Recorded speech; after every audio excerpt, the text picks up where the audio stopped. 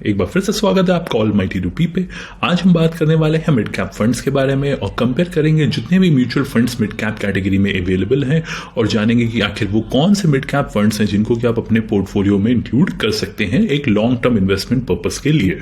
तो आइए देखते हैं इस टेबल को। आइए सबसे पहले समझते हैं कि आखिर इस टेबल में क्या क्या चीजें हैं। यहाँ पे अगर आप सबसे पहले देखेंगे तो मैंने कैटेगरी एवरेज यहाँ पे लिख रखा है। रो नंबर 3 में आपको इंडेक्स जो मैंने इस केस में S&P BSE 150 mid cap index ली है उसके आपको नंबर्स मिलेंगे। उसके बाद आपको जितने भी मिड कैप कैटेगरी के फंड्स हैं वो आपको दिखेंगे। उसके बाद मैंने यहाँ पे AUM मेंशन कर रखा है, YTD कितने रिटर्न्स आए हैं, लास्ट 1 ईयर में कितने एनुअलाइज्ड रिटर्न्स आए हैं, लास्ट 2 इयर्स के एनुअलाइज्ड रिटर्न्स, लास्ट 3 इयर्स के एनुअलाइज्ड रिटर्न और लास्ट 5 इयर्स के भी एनुअलाइज्ड रिटर्न लिख रखे हैं।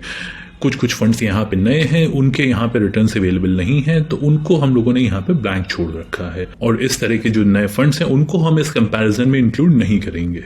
तो आइए सबसे पहले शुरू करते हैं। यहाँ पे हमारे पास काफी सारे ऑप्शंस है तो हम लोग सबसे पहले उन फंड्स को यहाँ से फिल्टर आउट करने वाले हैं जो कि हमको नेगेटिव अल्फा जनरेट करके दे रहे हैं। तो हम अल्फा में सबसे पहले फिल्टर लगाएंगे क्योंकि हमें पॉजिटिव अल्फा चाहिए तो हम लोग यहाँ पे ग्रेटर देन में वैल्यू 0 एंटर करेंगे। अब हमारे पास वो फंड्स अवेलेबल हैं जो कि हमको पॉजिटिव अल्फा जनरेट करके दे रहे हैं। यहाँ पे जो आप रेड कलर से हाईलाइटेड रिटर्न्स के कॉलम्स में देख रहे हैं वो सेल्स आपको ये बताते हैं कि इस पर्टिकुलर टाइम फ्रेम के लिए इस फंड ने अपनी कैटेगरी एवरेज को बीट नहीं करा है। एग्जाम्पल के तौर पे जैसे एक्सेस मिड कैप की अगर हम बात करें तो लास्ट 1 ईयर में इस फंड ने 6.7% का रिटर्न दिया है और कैटेगरी एवरेज यानी जितने भी फंड्स आपने अभी देखे वो कैटेगरी एवरेज आपका 12.3% का रहा है। क्योंकि यहाँ पे ये कैटेगरी एवरेज को नहीं बीट कर पाया है तो ये रेड से हाईलाइटेड है। सेम तरीके से यहाँ पे जितने भी फंड्स अवेलेबल हैं सबका मैंने रेड से हाईलाइट कर रखा है जिस केस में कैटेगरी एवरेज को बीट नहीं करा गया है। अगले फिल्टर के लिए अब आइए बात करते हैं शार्प रेशियो की। यहाँ पे हम देख रहे हैं कि कैटेगरी एवरेज का जो शार्प रेशियो है वो 1 है। हमें वो फंड्स चाहिए जो कि अपना शार्प रेशियो मोर देन 1 रखते हो, ग्रेटर देन में 1। अब हमारे पास यहाँ पे सिर्फ 12 फंड्स बचे हैं, यानी ये 12 ऐसे फंड्स हैं जिनका अल्फा है पॉजिटिव, जिनका शार्प रेशियो मोर देन 1 है, यानी कैटेगरी एवरेज से ज्यादा शार्प रेशियो आता है इनका। अब यहाँ पे हम रिटर्न्स के बेसिस में भी फिल्टर करने की कोशिश करेंगे क्योंकि हमारे पास 5 इयर्स में सारे फंड्स का डेटा अवेलेबल नहीं है। क्योंकि जैसे हम देख रहे हैं ये फिल्टर लगाने के बावजूद हमारे पास महिंद्रा मनुलाइफ मिड कैप उन्नति योजना और मेरा एसेट मिड कैप फंड 2 ऐसे फंड हैं जिनको अभी 5 इयर्स कंप्लीट नहीं हुए हैं, तो हम 5 इयर्स का फिल्टर नहीं लगा सकते हैं। इसलिए हमको यहाँ पे 3 इयर्स के फिल्टर पे जाना होगा। तो 3 इयर्स में हमें दिख रहा है कि कैटेगरी एवरेज रिटर्न्स जो रहे हैं वो 27.8% रहे हैं, यानी हमें वो फंड चाहिए जो लास्ट 3 इयर्स में अपने कैटेगरी एवरेज को बीट कर रहे हों।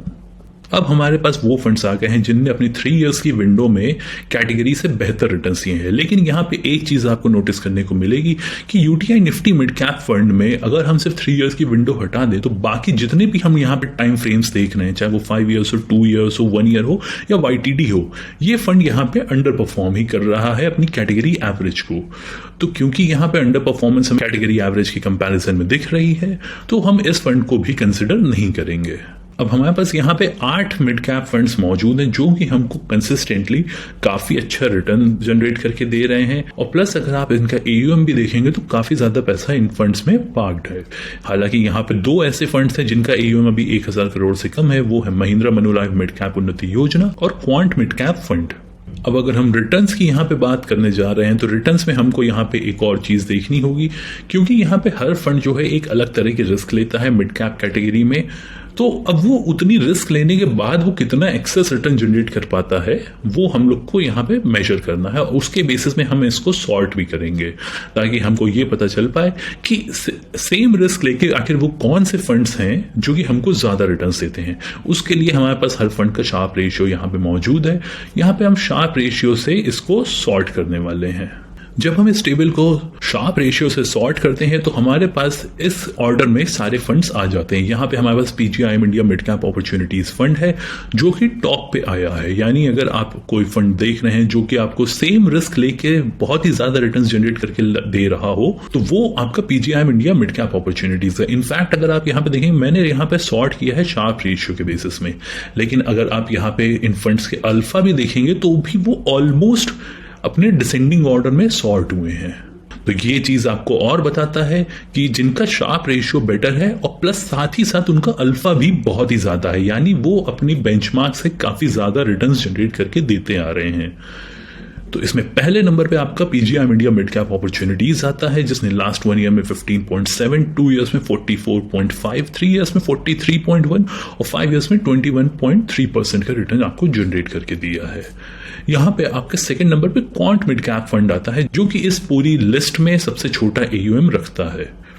लेकिन अगर आप क्वांट मिड कैप के रिटर्न्स देखेंगे तो वो कंसिस्टेंटली हाई रहे। 5 ईयर्स में 21.9, इनफैक्ट इन 8 फंड्स में सबसे हाईएस्ट रिटर्न 5 ईयर्स में क्वांट मिड कैप फंड का रहा है।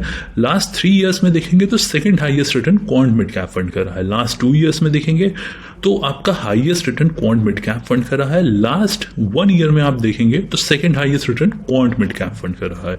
और अगर आप YTD देख रहे हैं, यानी 1 जनवरी 2022 से भी देख रहे हैं, तो क्वांट मिड कैप फंड का हाईएस्ट रिटर्न रहा है। तो फंड रिटर्न जनरेट करने के मामले में काफी ज्यादा आगे रहा है अपनी पूरी कैटेगरी से। इनफैक्ट आप इसका अल्फा भी अगर देखेंगे तो 10.61 रहा है, जो कि इस पूरी लिस्ट में सेकेंड नंबर पे है। इसके बाद थर्ड आपका SBI magnum mid cap fund है, जो कि बहुत ही कंसिस्टेंटली रिटर्न जनरेट करता चला आ रहा है शुरू से। लास्ट 1 ईयर में 21% है, लास्ट 2 ईयर्स में 41.7%, लास्ट ईयर्स में 32.6% है और लास्ट 5 ईयर्स में 15.6% का एनुअलाइज्ड रिटर्न दिया है इस फंड ने। फोर्थ पोजीशन पे है Kotak emerging equity fund. Last 1 year में इसने 15.1% दिया है, 2 ईयर्स में 37.3% का एनुअलाइज्ड रिटर्न दिया है, 3 ईयर्स में 30% का रिटर्न दिया है और 5 ईयर्स में 17.3% का रिटर्न दिया है। इसके बाद आपका है Edelweiss mid cap fund. Last 1 year में 14.9% है, 2 ईयर्स में 37% है, 3 ईयर्स में 31% है और 5 ईयर्स में 17.6% रिटर्न रहा है। इनफैक्ट अगर आप कोटक इमर्जिंग इक्विटी और एडलवाइस मिड कैप के रिटर्न्स देखेंगे तो ऑलमोस्ट सिमिलर ही दोनों फंड्स ने रिटर्न्स जनरेट करे हैं अपने हर टाइम फ्रेम में। अगर आप मेरे एसेट मिड कैप को देख रहे हैं, जो कि अभी जस्ट जुलाई में इसको 3 ईयर्स कंप्लीट हुए हैं, तो इस फंड ने 13.7% का लास्ट 1 ईयर में दिया है, लास्ट 2 ईयर्स में 38.1% दिया है और लास्ट 3 ईयर्स में 31.3% का रिटर्न दिया है। इसके बाद आपका महिंद्रा मनुलाइफ मिड कैप उन्नति योजना है, जो कि एक अगेन फंड है जिसको अभी 5 ईयर्स कंप्लीट नहीं हुए हैं। लास्ट 1 ईयर में 13.9% का दिया है, 2 ईयर्स में 34% का दिया है, 3 ईयर्स में 28% का दिया है। और इस कैटेगरी में 8वें नंबर पे है मोतीलाल ओसवाल मिड कैप 100। तो अगर आप इसके रिटर्न्स देखेंगे तो लास्ट 1 ईयर में हाईएस्ट रिटर्न इस फंड के हैं इस पूरी लिस्ट में 29.3% के। 2 ईयर्स में आप देखेंगे तो 40.5% है और 3 ईयर्स में आप देखेंगे 29.2% है। लेकिन इसके बाद भी इतने ज़्यादा रिटर्न्स इसने जो रीसेंट टाइम्स में दिए हैं, उसके बाद भी ये 8वें नंबर पे इसलिए है क्योंकि यहाँ पे जो रिटर्न्स आ रहे हैं वो लास्ट 2 ईयर्स से आपको दिखाई दे रहे हैं।